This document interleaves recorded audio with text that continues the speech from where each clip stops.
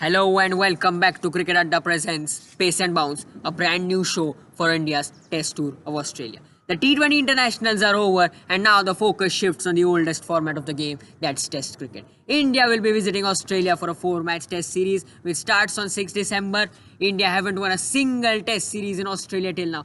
Not a single Test series. The most desired result, the most successful result which India had was a draw in 2003 and 2004. The last two Test series haven't been great. I think you know more about those Yes, results. in 2011, India were completely whitewashed by Australia in Australia. And even in the last series, that was in 2014, India lost 2-0 and weren't able to win a single test match. So that just shows how India are quite poor in Australia. Even in this season, India had lost to South Africa and even to England. Definitely. And now it's really a big tour because Australia have currently given a nice competition to England in the Ashes, if you have seen the Ashes. Yeah, definitely Australia won against England, but they had Steve Smith and David Warner. That's a really big talking point which we'll discuss in the Yes. coming episodes as well.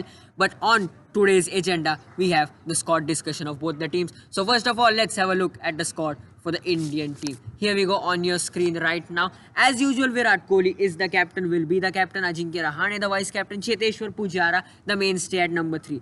So now a talking point comes here. Now Murli Vijay was dropped after 3 tests in England, had an absolutely successful county championship and has been picked back and is most probable to play the first test match considering that the 6th person on the list, Prithvi Shaw, is injured. Your thoughts, Murli Vijay, his form, his ability to score big runs, especially in overseas conditions, is it a big thing for India? Yes, it is definitely a big thing because in the county also he has got some good runs behind him, and even in the practice match we have seen he was scoring quite nicely and at a brisk pace he was scoring. If we have seen. Yeah, definitely. Obviously, KL Rahul isn't in good form right now, but he is a good player and will come back, I guess.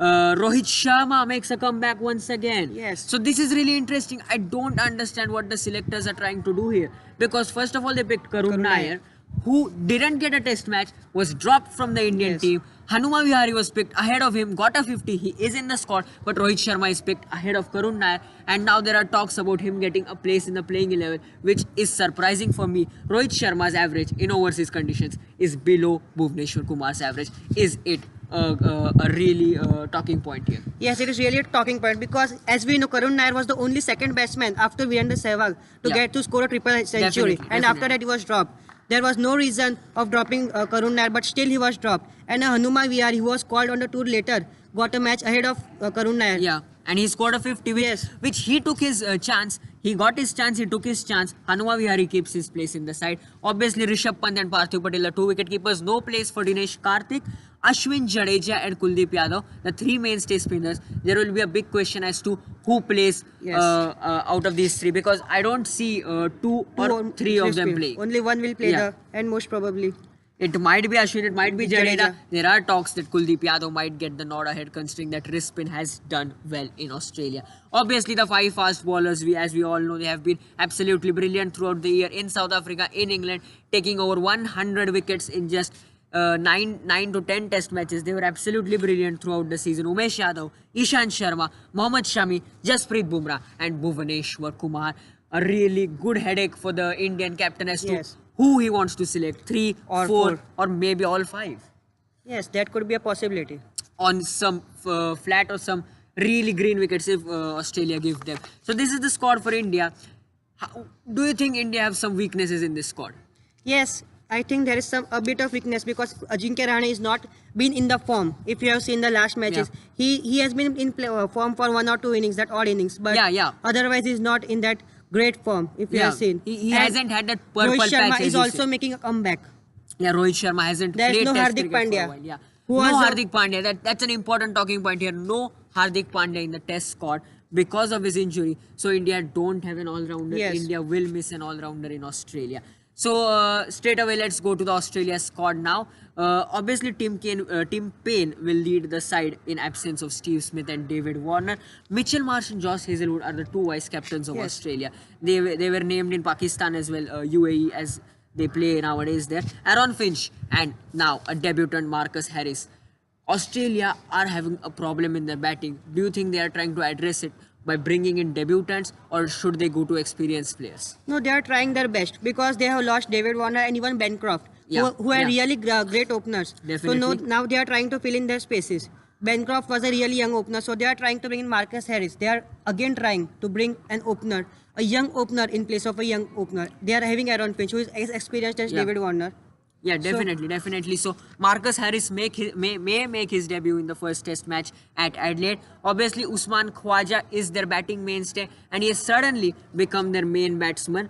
Travis Head, Sean Marsh, Peter Handskog would consist of that middle order. It will be interesting to see how many of these play and who yes. plays, because Sean Marsh is an excellent batsman but hasn't performed of late. Travis Head and Peter Handskog were pretty young in this Yes. format as well. And talking about their fast bowling, absolutely brilliant. Mitchell Stark, Pat Cummins, Josh Hazelwood, and then they have their best spinner in the world, Nathan Lyon. They have a deadly bowling Yes. attack. India will have to be aware of that. It is one of those deadliest attacks. Definitely, and obviously they have some good reserves in Peter Siddle and Chris Treman.